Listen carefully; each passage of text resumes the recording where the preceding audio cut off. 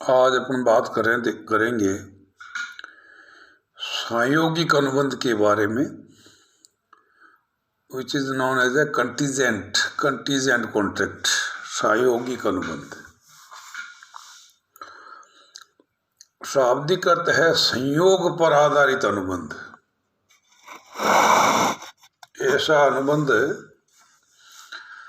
जिसका निष्पादन होना अथवा न होना संयोग पर आधारित है, जिसका निष्पादन होना अथवा न होना संयोग पर आधारित है, इसलिए इसका नाम हो गया संयोगिक अनुबंध। सेक्शन 31 की अगर अपन बात करें तो इसको ठीक से डिफाइन कर रखा है कि संयोगिक अनुबंध किसी कार्य को करने अथवा न करने का एक ऐसा अनुबंध है, ध्यान देना शब्दों पे, संयोगिक अनुबंध किसी कार्य को करने अथवा न करने का एक ऐसा अनुबंध है जो किसी ऐसी घटना के घटने अथवा न घटने पर निर्भर करता है जिसमें घटना स्वयं अनुबंध के संपार्श्विक कोलेटरल उससे कनेक्ट, उससे जुड़ी हुई। Again I am repeating, section 31 के अनुसार संयोगिक अनुबंध किसी कार्य को करने अथवा न करने का एक ऐसा अनुबंध है जो किसी ऐसी घटना के घटने अथवा न घटने पर निर्भर करती हैं जिसमें घटना स्वयं स्वतंत्र नहीं, जिसमें घटना स्वयं अनुबंध के संपार्श्विक कोलेटरल संपार्श्विक होती है। तो संयोगिक अनुबंध के अंदर तीन बातें विशेष रूप से उल्लेखनीय हैं। पहली बात, the event must be uncertain, घटना अनिश्चित होनी चाहिए। It must be uncertain. If it is certain to happen, यदि किसी घटना का घटित होना निश्चित है तो वो संयोगिक अनुबंध की श्रेणी में नहीं आएगी। दूसरा, घटना पर किसी भी पक्षकार का कोई नियंत्रण नहीं होना चाहिए। अगर मान लीजिए मैंने मक्खी को जो है मुट्ठी के अंदर बंद कर रखा है और मैं किसी सामने पक्षकार को ये कहता हूं कि आप बताइए कि मक्खी जिंदी है या मरी हुई। अब अगर वो कह देते हैं मरी हुई तो मैं जिंदी छोड़ दूंगा, और वो कहेगा जिंदी तो मैं मसल दूंगा। तो इसमें घटना पर मेरा नियंत्रण है, तो ये संयोगिक अनुबंध नहीं होगा।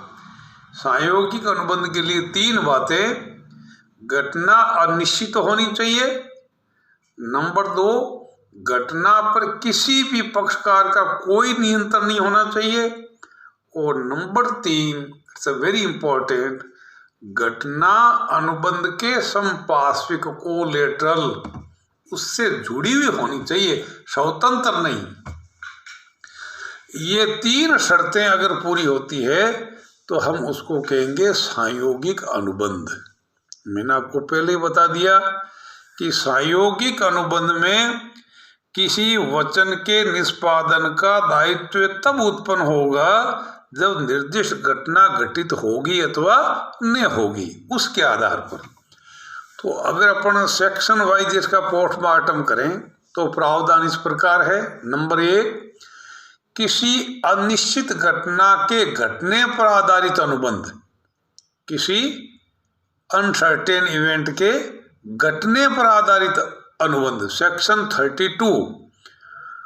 तो वचनदाता के वचन के निष्पादन का दायित्व तब उत्पन्न होगा, वचनदाता के वचन के निष्पादन का दायित्व तब उत्पन्न होगा जब निर्दिष्ट घटना घटित हो गई। यदि घटना घटित नहीं होगी या असंभव हो जाएगी तो वचनदाता का कोई दायित्व उत्पन्न नहीं होगा। अगर मान लीजिए अग्नि विभा ने बीमित व्यक्ति को अग्नि के कारण जो भी क्षति हुई है उसके भुगतान का वचन दिया है, तो बीमा कंपनी का दायित्व तब उत्पन्न होगा जब अनिश्चित घटना घटित होगी, अर्थात आग के माध्यम से उस व्यक्ति को क्षति पहुंचेगी। सेक्शन 33 है अनिश्चित घटना के न घटने पर आधारित अनुबंध।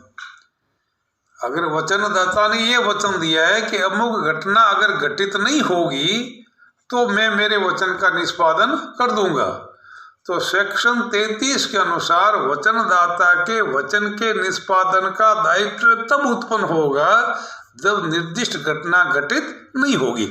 अगर मान लीजिए मेरे पास में कोई आइटम है जो पसंदगी की शर्त पर किसी व्यक्ति के द्वारा लिया हुआ है, उसी टाइम एक दूसरा ग्राहक आकर के उस वस्तु को लेने की बात कह रहा है, तो मैं वचन देता हूं कि अगर अमुक व्यक्ति ने उस माल को पसंद नहीं किया, if it is not approved by the concerning person, अगर उसने पसंद नहीं किया तो ऐसी स्थिति में मैं ये माल आपको देने के लिए तैयार हूं।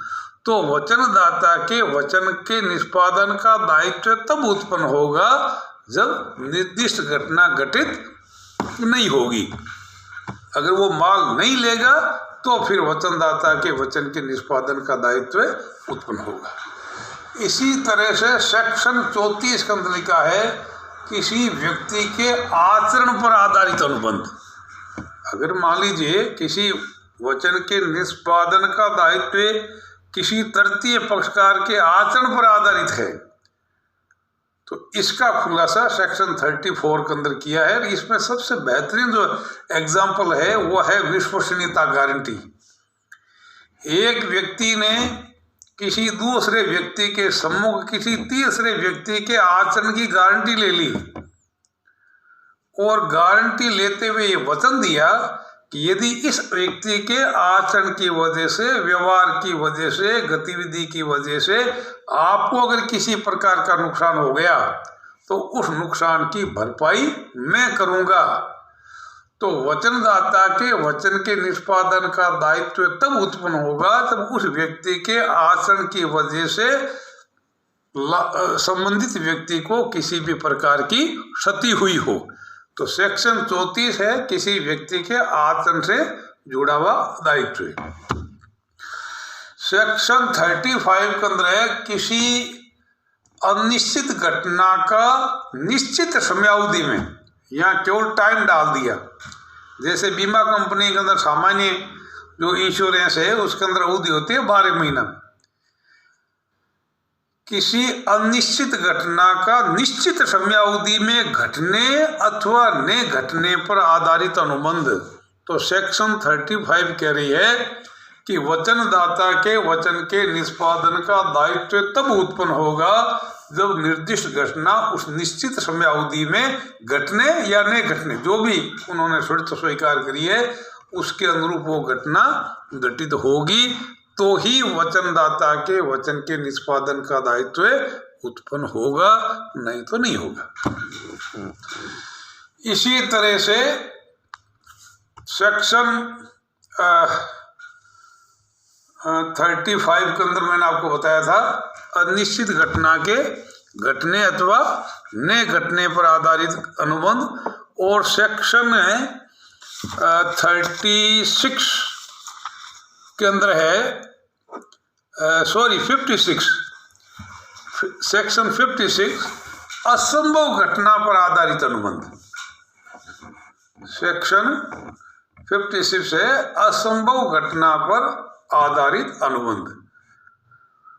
तो यदि कोई वचनदाता ने ऐसी घटना पर आधारित कोई वचन दे दिया जिसका निष्पादन होना, जिसका घटित होना असंभव है, इम्पॉसिबल है, तो ऐसी स्थिति में इस प्रकार का दिया गया वचन व्यर्थ माना जाएगा, उसके कानून की दृष्टिकोण से कोई औचित्य नहीं है।